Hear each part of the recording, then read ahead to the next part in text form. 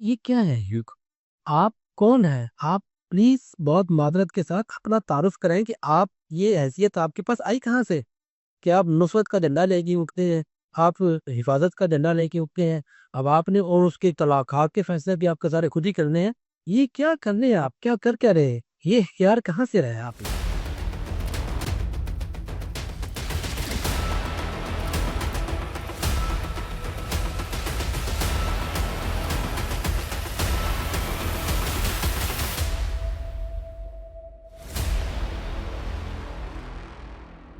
بسم اللہ الرحمن الرحیم. السلام علیکم ورحمۃ اللہ وبرکاتہ. میں زبیر خان ہوں اور آپ میرا ویلاگ دیکھ رہے ہیں. احمدیوں کے خلاف پاکستان میں قانون سازی کا مخمصہ، یہ آج کے پروگرام کا موضوع ہے. غامدی سینٹر کی ایک ویڈیو میں احمدیوں کے بارے میں اٹھائے گئے ایک نقطہ پر تجزیہ اور تبصرہ آج کے پروگرام میں شامل ہے. تو ناظرین ملاحظہ کریں یہ پروگرام. احمدیوں کے حوالے سے جو قانون سازی کی گئی ہے، چلے ہم کسی کی نیت پہ شک نہیں کرتے، لیکن ایک پوائنٹ آف ویو سامنے یہ آتا ہے کہ ہم علماء کے بارے میں کیا کہیں، علماء سے کیا پوچھیں کہ وہ نصرت دین کا جذبہ لے کر اٹھے ہیں، وہ اخلاص کے ساتھ یہ خدمت سر انجام دے رہے ہیں کہ انہوں نے ختم نبوت میں ڈاکہ ڈالا ہے، نقب زنی کی ہے، حالانکہ وہ ماضی کے صوفیات کو نہیں دیکھ رہے. تو کیا کہیں اس پر؟ کسی کی نیت پر شک نہیں کرتے. کیا علماء دین اخلاص کے ساتھ ساتھ نصرت دین کے لیے احمدیوں کے خلاف اکٹھے ہو کر یہ اعمال بجا لا رہے ہیں؟ مکرمی طلحہ صاحب کے اس سوال پر میری تو زیر لب مسکراہٹ ہی نکل گئی. مکرمی طلحہ صاحب، آپ کے دینی علم میں گہرائی ہے.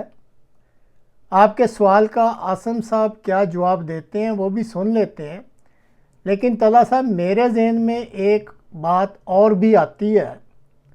انما الاعمال بالنیات کی حدیث جو سیدنا حضرت عمر رضی اللہ سے مروی ہے کہ رسول اللہ صلی اللہ علیہ وسلم نے فرمایا کہ اعمال کا اعتبار اور دار و مدار نیتوں پر ہوتا ہے. علماء اسلام نے فعل اور عمل کے درمیان یہ فرق بتلایا ہے کہ فعل طبی حرکت کو کہتے ہیں جس میں نیت کا دخل نہیں ہوتا، اور عمل وہ فعل ہوتا ہے جس میں نیت کا دخل ہوتا ہے، جو قصداً اور بالارادہ کیا جاتا ہے.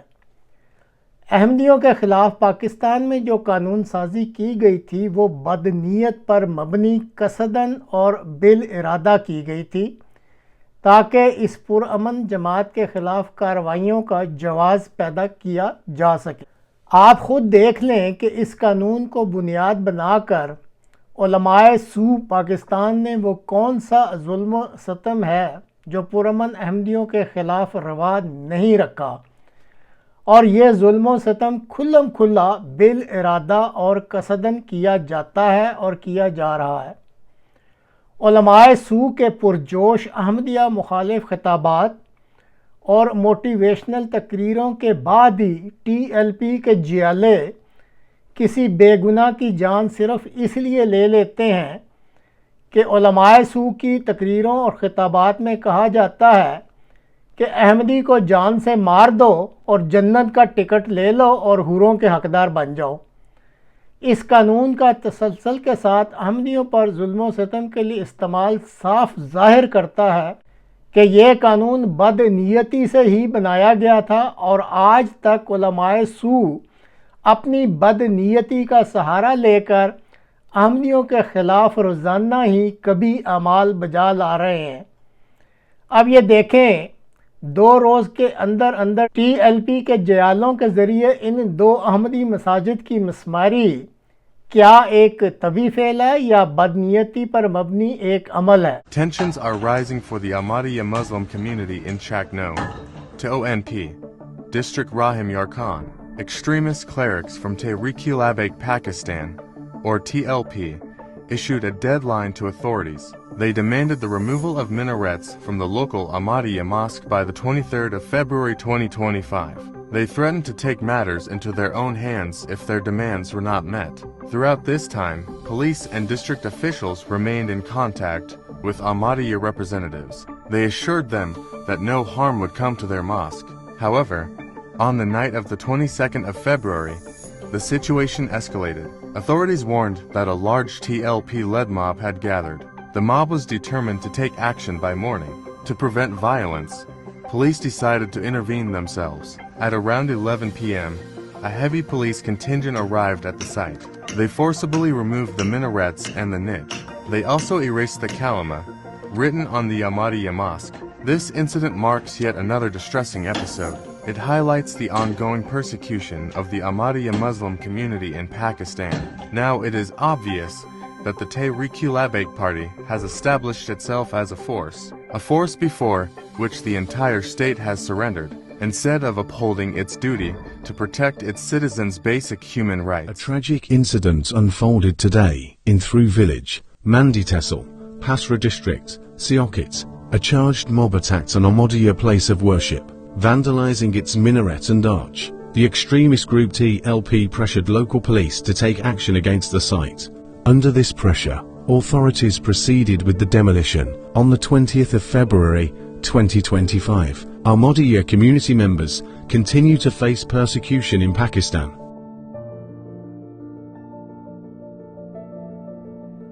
آپ نے بڑے دلکش الفاظ استعمال کیے ہیں کہ شاید نصرت دین اور حفاظت دین کے مد نظر یہ علماء اپنے اعمال بجا لاتے ہوں۔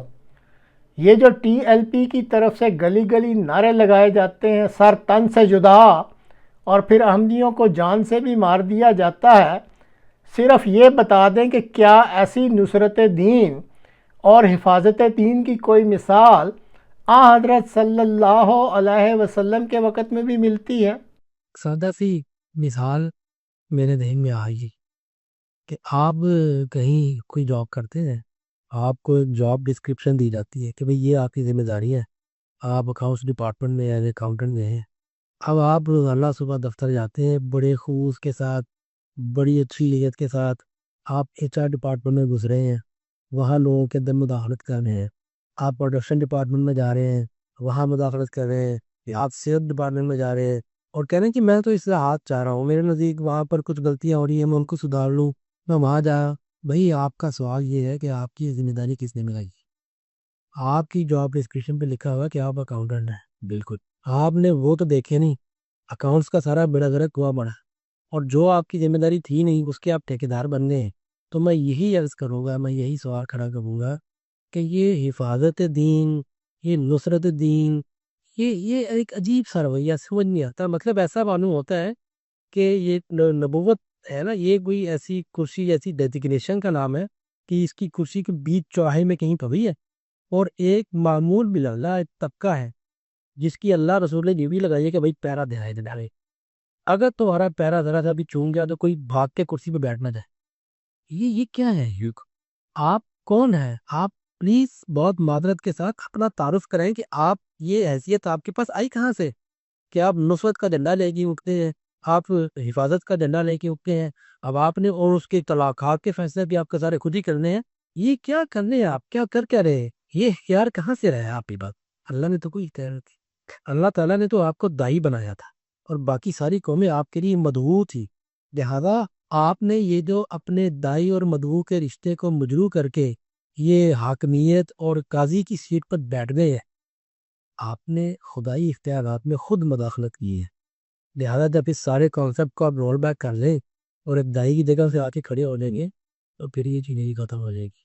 بس آخر میں ایک دو چھوٹی چھوٹی گزارشات کر کے میرے خیال سے ہم ختم کرتے ہیں کہ ہماری ساری اس گفتگو کا لب لباب یہ ہے کہ اہل علم سے ہم یہ درخواست کرتے ہیں کہ وہ اس پریدے کو انجام دے کہ ان سب قوانین کے بارے میں بتائے، یہ ان کی ذمہ داری ہے کہ کیا یہ اللہ اور رسول کی طرف سے ہے یا یہ لوگوں کی طرف سے، یہ لوگوں کا فکر ہے یا اللہ رسول کی بات ہے۔ کہیں ایسا نہ ہو کہ آپ اس زمرے میں چلے جائیں کہ وہ قرآن نے بھی کہا ہے کہ یکتبون الکتاب بایدیہم ویقولون ھذا من عند اللہ، کہ اپنے ہاتھ کی لکھی بھی چیزوں کو اللہ رسول کی طرف منسوب کر کے آپ کہیں اس ڈومین میں نہ چلیں جائیں، تو اس کا خیال رکھیں۔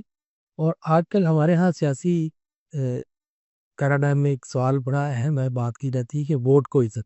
جی تو میں کہتا ہوں کہ علم کی دنیا کا سب سے اہم مطالبہ یہ ہے کہ سوال کو سوال، اور سوال جو ہوتا ہے میرے خیال سے وہ جواب منہ پہ مارنے کے لیے نہیں ہوتا، سوال اس لیے ہوتا ہے کہ سوچنا شروع کیا ہے، سوچنے کا عمل شروع کی، چیزیں جو خلط ملط پڑی ہیں نا وہ الگ الگ ہو، یہی میرے خیال سے کافی تبدیلی، اتنا کام بھی اگر ہم کر لیں تو ہم بہت بہتری کی ناظرین، طرف آپ نے مکرمی عاصم مغل صاحب کی گفتگو بھی سن لی، بہت متوازن اور دلیل کے ساتھ باتیں کی ہیں انہوں نے، لیکن دیکھنے والی بات تو یہی ہے کہ ایسی متوازن گفتگو کو پاکستان کے علماء سو سنیں گے بھی یا نہیں، اور اگر سنیں گے تو کیا کوئی اس پر عمل کے لیے بھی تیار ہوگا یا نہیں؟ اپنی رائے بھی ضرور دیجیے گا۔